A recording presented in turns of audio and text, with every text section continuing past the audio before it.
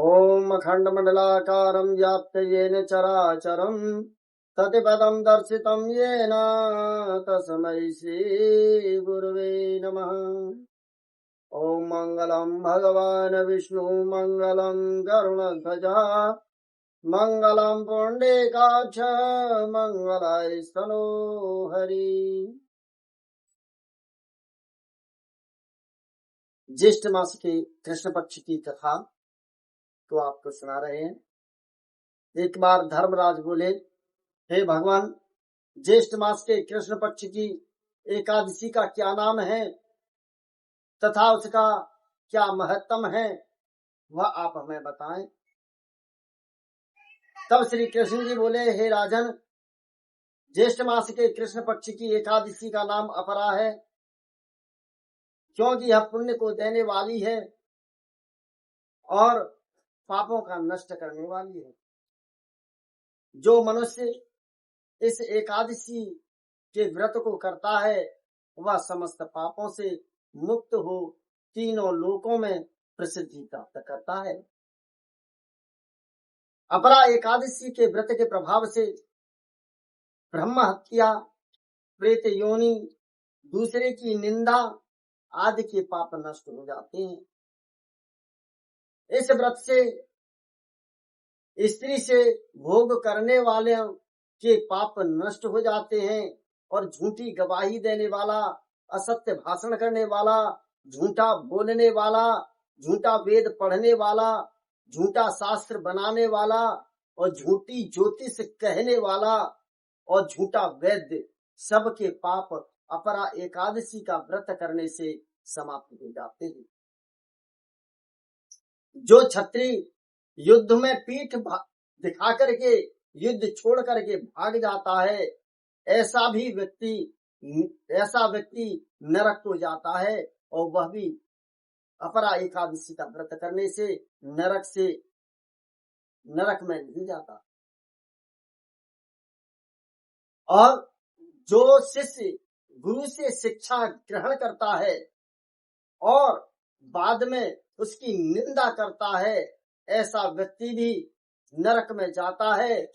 और यदि वह अपरा एकादशी का व्रत करता है तो वह नरक में नहीं जाता। जो फल तीर्थों में पुष्कर स्नान करने से, कार्तिक मास में स्नान करने से अथवा गंगा के तट पर पितरों को पिंडदान करने से मिलता है, वह फल अपरा एकादशी के व्रत करने से प्राप्त होता है। सिंह राशि वालों को बृहस्पति के दिन गोमती नदी में स्नान करने से और कुंभ राशि में केदारनाथ के दर्शन करने से तथा बद्रीनाथ आश्रम में रहने से जो फल प्राप्त होता है, वह फल अपरा एकादशी के व्रत करने से प्राप्त होता है।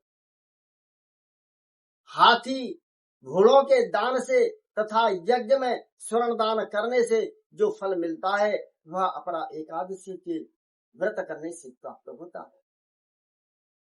जो व्यक्ति हाल की ब्याई गाय, भूमि तथा स्वर्ण दान का फल प्राप्त करता है, उसके बराबर फल अपरा एकादशी से प्राप्त होता है। यह व्रत पाप से दूर कर अंधकार के लिए सूर्य के समान प्रकाश का काम करता है। अतः मनुष्य एकादशी के व्रत के दिन भक्ति पूर्वक भगवान विष्णु का पूजन करना चाहिए, जिससे अंत में विष्णु के पद की प्राप्ति होती है। इसके लिए एक कथा चरितार्थ है। एक प्राचीन काल की बात है। महिध्वज नाम का एक राजा था और उसके छोटा भाई था वज्रध्वज। वह महिध्वज से बहुत घृणा करता था। एक दिन वज्रध्वज ने महिध्वज को खत्म करके, मार करके उसे पीपल वृक्ष के नीचे दबा दिया।